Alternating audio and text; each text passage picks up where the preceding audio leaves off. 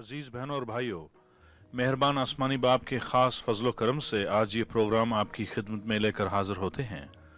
खुदाए कादर का बेहद शुक्र करते हैं कि उस मेहरबान ने हमें एक और मौका बख्शा है इंसानियत की खिदमत का और उन्हें खुदा का सच्चा और जिंदा कलाम सुनाने का।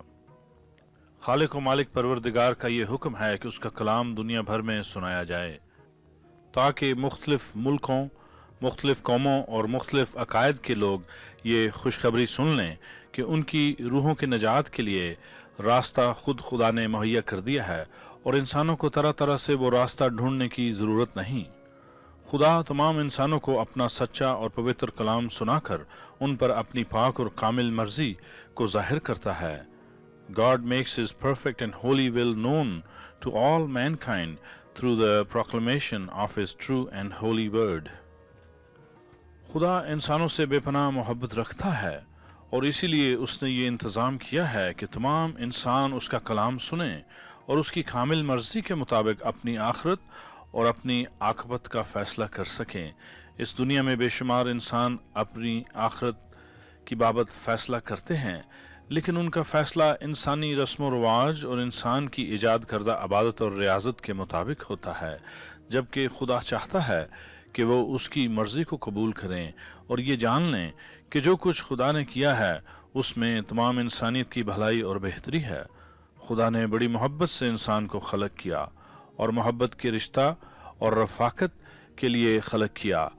अबादत के लिए भी इंसान को खलक किया, हालांकि पहले ही खुदा के हजूर बेशुमार फरिश्तगान उसकी इबादत करते हैं और भी बहुत सी मखलूक़ात खुदा की तमजीद और ताज़ीम करते हैं। खुदा ने इंसान को ख़ास मोहब्बत और रफाकत के लिए खलक किया। यहाँ मेरी एक दरख्वास्त है तमाम सुनने वालों से कि जब मोहब्बत के रिश्ता का जिक्र आता है तो बराए मेहरबानी आप इस मोहब्बत को और इस मोहब्बत के रिश्ता को जिस्मानी लिहाज से ना परखें। जी हाँ, खुद अपने आप पर मेहरबानी करें और गलत सोचें और गलत ख्यालात अपने जहन में ना आने दें। उसका नतीजा ये निकलता है कि खुदा के कलाम की बाबत गलत राय कायम की जाती है और जिस्म के मुताबिक हर बात को परखा जाता है और खुदा बाप की ज़ात पाक की बाबत कुफर की बातें बोली जाती हैं और उस कुफर को बोलकर दावा होता है कि खुदा की खिदमत कर रहे हैं। ये शैतानी काम है। खुदा की मोहब्बत और उसके इंसाफ और अदालत का तकाजा है कि वो इंसानों को गुनाह और खताकारी और बदकारी के खमियाजा यानी रूहानी मौत से बचाए और फिर आखिरकार वो इंसानों के बदनों में से करप्शन को ख़त्म करके और उन्हें फिर जिंदा करे, बगैर गुनाह के, बगैर करप्शन के, बगैर मौत के। मौत का जोर है गुनाह में और इसीलिए गुनाह का खात्मा ज़रूरी है। गुनाह के खात्मा के लिए खुदा ने अपने बेटे यीशु मसीह को दुनिया में भेजा और उसने तमाम इंसानों के बदले में गुनाह की सज़ा उठाकर खुदा की अदालत और इंसाफ को पूरा किया है और इंसानों की रूह और जान यानी उनकी स्पिरिट एंड सोल को हमेशा की बर्बादी से बचाकर खुदा की मोहब्बत को पूरा किया है। और उससे आगे मोहब्बत की खूबी यह है कि वो प्यार से बुलाता है ताकि इंसान उसकी दी हुई नजात और मखलसी या छुटकारे को ले ले और हमेशा की मौत में से निकलकर खुदा की दी हुई हमेशा की जिंदगी में आ जाए जो उसने अपने बेटे यीशु मसीह में मुहैया की है। इंसान को फिर भी आज़ादी है कि खुदा की नजात को चुने या रद्द करे। खुदा ने मोहब्बत को पूरे तौर से निभाया है जबकि इंसान उसका हकदार भी न था। खुदा हर हाल में इंसान से वफादार है, चाहे इंसान किस कदर बेवफा हो जाए। अगर ऐसा ना हो तो फिर मैं और आप एक पल भी जिंदा ना रह सकें। गुनाह का फल है मौत, लेकिन हम गुनाहगार होते हुए भी जिंदा हैं, तो ये खुदा का सब्र और तहम्मुल है। लेकिन वो चाहता है कि हम आगे बढ़ें और उसकी मोहब्बत को अपना लें, उसकी निजात को अपना कर, उसके बेटे यीशु मसीह को अपना कर। यीशु नाम का मतलब है निजात। His name is Yeshua, which means salvation. मेरे अजीज, दुनिया में इंसान दूसरे इंसानों पर जुल्म करता है। मजलूम इंसान खुदा को पुकारते हैं और एक दिन उनका इंसाफ होगा। बेशुमार लोग खुदा की राह में शहीद किए जाते हैं اور بے شمار لوگ سچائی کی خاطر اپنی جان قربان کرتے ہیں۔ یسوع مسیح جن کی ذات پاک میں گناہ نہ تھا، لہذا ان کی ذات میں ظلم اور جھوٹ اور فریب نہ تھا، بلکہ بائبل مقدس میں لکھا ہے کہ وہ بھلائی کرتے پھرے اور انسانوں کو شیطان کے ظلم سے رہائی دیتے رہے۔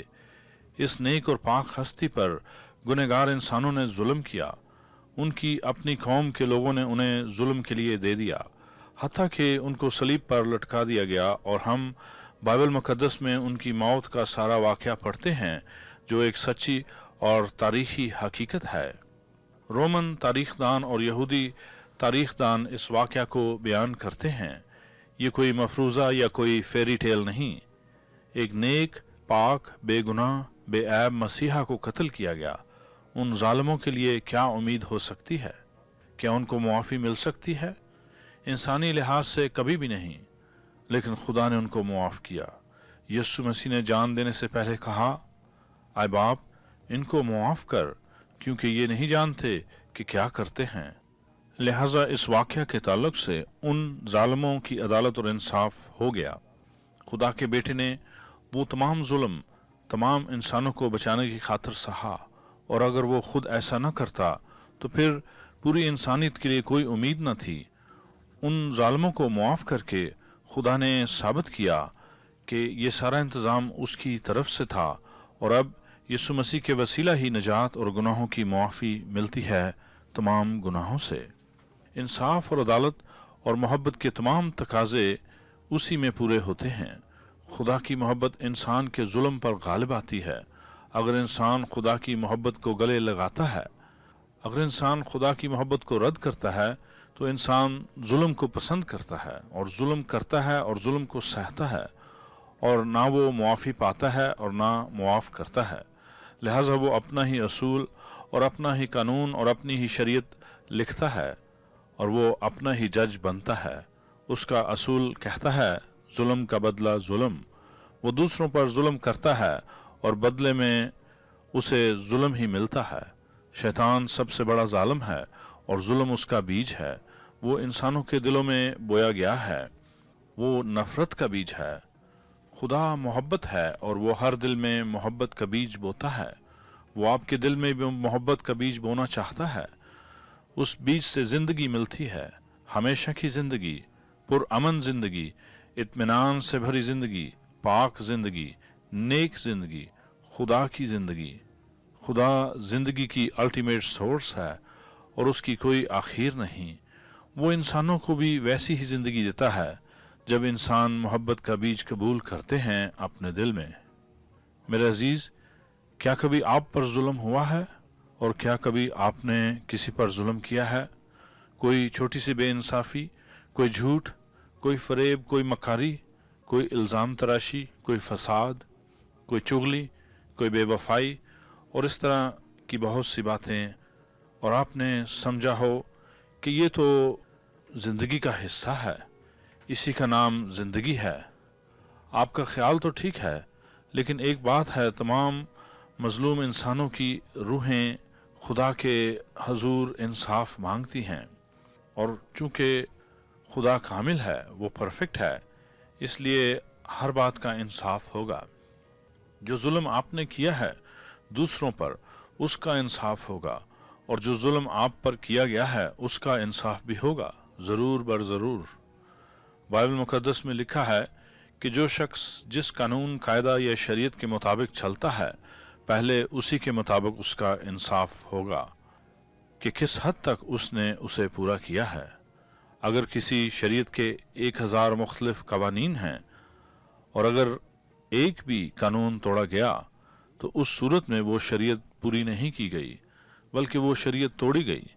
لہذا اس شریعت کا توڑنے والا مجرم ہے اور سزا کا حقدار، اور ضرور ہے کہ عدالت میں لایا جائے اور انصاف کیا جائے۔ شریعت ظاہر کرتی ہے کہ اگر یہ قانون توڑا جائے تو ایسی سزا ملے گی۔ ایسی ہی شریعت دنیا کے شروع سے مقرر ہے، جس کا تقاضا ہے کہ گناہ کی مزدوری موت، the wages of sin is death۔ اسی شریعت کا تقاضا ہے بیجنا اور کاٹنا، sowing and reaping، whatever you sow that you will reap۔ جو انسان بیجتا ہے وہی کاٹتا ہے۔ اگر نفرت بیجی جائے گی تو نفرت ہی کاٹیں گے، اگر ظلم بیجیں گے تو ظلم ہی کاٹیں گے۔ یسوع مسیح پر جو ظلم کیا گیا وہ ظلم کی انتہا تھی، کیونکہ وہ اس کے حقدار نہ تھے۔ Jesus did not deserve that injustice and oppression, but he suffered to save us. انہوں نے ہماری نجات کے لیے وہ سب کچھ سہا، اور انہوں نے ظالموں کو معاف کیا جو کہ کسی حساب سے بھی معافی کے حقدار نہ تھے۔ یہ خدا کی طرف سے تھا تاکہ دنیا پر ظاہر ہو کہ یسوع مسیح کو ہر کسی کے گناہ معاف کرنے کا اختیار ہے، کیونکہ کسی اور انسان کا گناہ اس گناہ اور ظلم کے برابر نہ تھا جو ان کے ساتھ پیش آیا۔ میرے بھائی، میری بہن، کیا آپ کے پاس آپ کے ظلم اور گناہ کا کوئی علاج ہے؟ یا کیا آپ پر ظلم کرنے والوں کے پاس ان کے گناہ اور ظلم کا علاج ہے؟ اگر ہے تو پھر آپ اپنی راہ پر چلتے جائیں، اور جب خدا کی عدالت اور انصاف کا وقت آئے گا تو آپ خود خدا کو جواب دے لیں گے۔ لیکن اگر آپ کو ذرا بھی شک ہے کہ آپ خدا کو حساب نہ دے پائیں گے تو پھر آئیں خدا یسوع مسیح کو پکاریں، جس نے معافی کی راہ کھولی ہے، جس نے انسانوں کے ہاتھوں الٹیمیٹ بے انصافی اور ظلم سہا اور خود انسانوں کے گناہ اور ظلم کا مول چکایا۔ یسوع مسیح کے اس عمل کو شاک ابزاربر کی مثال دے کر بیان کر سکتے ہیں۔ اس نے گناہ اور ظلم اور موت کا سارا شاک خود ابزارب کیا اور اس کے امپیکٹ کو ختم کر دیا، تاکہ انسانوں کی زندگی میں امن آ جائے، سکون آ جائے، نجات آ جائے، موت چلی جائے اور زندگی داخل ہو، تاکہ ہم سب زندگی پائیں۔ خداوند کیسا مہربان ہے، وہ محبت سے آپ کو بلاتا ہے، وہ گناہ اور ہلاکت کے خطرے کو جانتا ہے، اور اسی لیے پیار سے اپنی مخلوق کو اپنے پاس بلاتا ہے تاکہ وہ محفوظ ہو جائیں اور بچائے جائیں۔ کیا آپ گناہ اور موت و ہلاکت سے بچنا چاہتے ہیں، یا کہ آپ اپنا ہی قانون اور شریعت چلائیں گے؟ کسی اور نام سے نجات نہیں ملتی سوائے یسوع نام کے۔ یسوع نام کو پکاریں میرے ساتھ مل کر، آپ کے گناہ معاف ہوں گے اور آپ کو نجات ملے گی اور ہمیشہ کی زندگی۔ میں آپ کی خدمت کے لیے حاضر ہوں ایک مددگار کے طور پر، لیکن سب سے بڑا اور قوی مددگار ہے خدا کا روح، اس کا ہولی اسپرٹ۔ آئیں دعا مانگیں تاکہ نجات پائیں اور ہمیشہ کی زندگی بھی۔ آئے مہربان اور سچے خدا، تیری محبت کے لیے تیرا بے حد شکر ہے۔ مجھ گنہگار پر رحم فرما اور میرے گناہ معاف کر، اپنے بیٹے یسوع مسیح کے نام میں، اور اپنے ہولی اسپرٹ سے بھر میرا جیون، تاکہ تیری قربت اور رفاقت میں میری زندگی بسر ہو۔ اس نئے جیون کے لیے تیرا شکر ہے جو یسوع مسیح میں ملا ہے، آمین۔ عزیزو، اس وقت تمام بیمار اور دکھی انسانوں کو دعا میں یاد کرتے ہیں، اور یسوع مسیح کے وسیلہ الہی شفا اور صحت کو ہر بیمار کی زندگی میں جاری کرتے ہیں، اور ہر بیماری کو یسوع مسیح کے نام میں حکم دیتے ہیں، نکل آؤ ان زندگیوں سے، آمین۔ اب اگلے پروگرام تک کے لیے آپ سے اجازت لیتے ہیں، خدا حافظ۔